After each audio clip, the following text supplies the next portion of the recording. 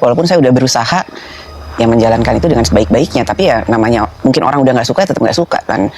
Ya kan kita juga nggak bisa bikin senang semua orang untuk suka. Ya jadi saya terus aja jalan, terus aja turun ke bawah, menyapa masyarakat, bertemu dengan masyarakat. Ya udah itu aja yang bisa saya lakukan. Lu kayak orang-orang tersakiti, ya, yang ngerasa diri lu terzolimi. Lu nyadar gak lu yang nyakitin orang? Hei, bodoh, agak sadar. Ya ini dipakai. Kalau nggak punya malu, nggak punya harga diri, minimal ini punya. Oke? Kalian menyerang saya ini karena kalian kecewa kan? Saya dianggap tidak sejalan sama idola kalian, dan bertujuan mungkin saya di kata-katain buat saya diam. No way ya. Saya ada di jalan yang lurus. Gue nggak peduli ya sama tekanan-tekanan apapun dari bahasa manapun yang mencoba menekan gue. Masih cair juga. Kok cairnya berapa sih bang sementara ini? Ya kalau kita sih maunya sebanyak-banyaknya lah. Iya kan? Cucu saya juga keracunan. Oh iya Pak? Iya, MBG di Jogja. Di Jogja? Gimana Pak ceritanya? Di Jogja. Nama cucu ponaan ya. Saya punya ponaan. Ponaan saya tuh punya anak namanya Iksan. Makan siang gratis, ya masakan bergizi gratis. Lalu satu kelas itu 8 orang langsung muntah-muntah. Rakyat sudah pintar, rakyat sudah muak, rakyat sudah tidak peduli ya, walaupun itu namanya peluru tajam atau apapun yang akan dilancarkan oleh aparat untuk membendung rakyat yang marah, kami siap menanggung risiko. Rakyat Indonesia masih bisa makmur dengan satu tindakan, yaitu lepalkan seluruh pejabat korup di Indonesia ini. Beres. Tentang anggaran pendapatan dan belanja negara tahun anggaran 2026 dapat disetujui untuk disahkan menjadi undang-undang. Setuju. Nah, coba pete masalah duit ngatemi kira pete kok masyarakat Indonesia raya kepengin itu nih ora ngatemi. Oh masalah anggaran duit negara coba disah nih undang-undangnya. Dan netizen kritik lewat sosial media, terus mahasiswa turun ke jalan, mak turun dari dapur, bengong kayak kepengin undang-undang perampasan aset itu lah disah nih ngatemi yang disah nih. Banyak pencuri uang rakyat. Prabowo mohon dukungan anak muda untuk lawan korupsi. Kita semua pasti mendukung, Pak. Kekayaan kita sekali lagi sangat besar, tapi terlalu banyak maling-maling yang mencuri uang rakyat, dan untuk itu saya bertekad akan menertibkan semua itu. Nepalkan para pejabat korup. Ini apa-apaan sih, sumpah ini udah kebangetan ya menurutku, kebangetan banget sumpah ya. Bolos 6 bulan, Desi Yanti Utami masih ditransfer gaji dan tunjangan dari DPRD Kota Bogor, kok bisa seperti ini ya? Kita sebagai rakyat aja kalau nggak kerja nggak bisa makan, nggak ada penghasilan, kita bingung mau bayar listrik atau bayar kebutuhan tuh pakai apa lah ini.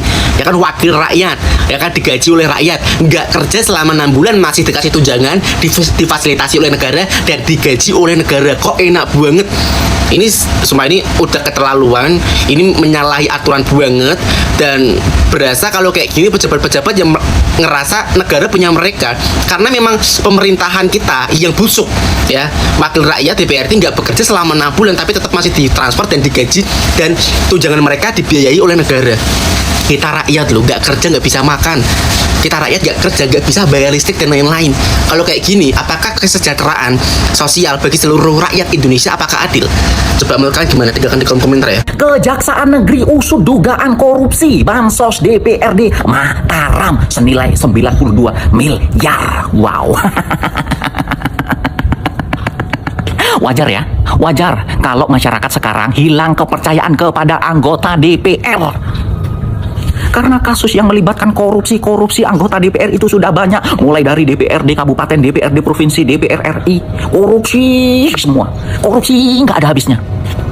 Terus salah kalau rakyat itu sudah nggak percaya sama kalian, anggota Dewan yang terhormat. Bayangkan, ini bansos untuk bantuan kepada orang miskin. 92 miliar itu kalau dibagikan kepada rakyat miskin, sudah berapa ribu rakyat miskin yang hidupnya terbantu. Kalian itu nggak takut dosa apa? Orang miskin dananya diambil, ya Allah, masuk neraka kau. Huh? Gimana hati di mana hati nurani kalian? Nggak punya hati. Mungkin hati kalian sudah diganti pakai hati bebong atau hati kelinci. Ya Allah. Tapi bentar.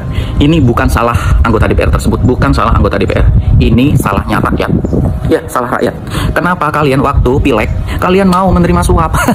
Mau terima serangan fajar, ya. Jadi sekarang anggota DPR yang jadi itu balikin modal, Bos. Ya. Kalian sudah dapat nikmat kan di awal. Sekarang giliran mereka yang mencari nikmat, mencari pengembalian modal karena buat nyalon lagi 5 tahun ke depan. Makanya kalau rakyat Indonesia pengen punya DPR yang jujur, tidak korupsi, jangan lagi mau kena serangan fajar saat pileg ya. Rasakan penderitaanmu sekarang. Memang ada yang gratis di dunia ini? Nggak ada, Bos. Cuman per hari ini gue semakin yakin dan teguh sama keyakinan gue kalau hari ini tuh DPR tuh gak bener-bener mewakili rakyat sebagian besar semuanya.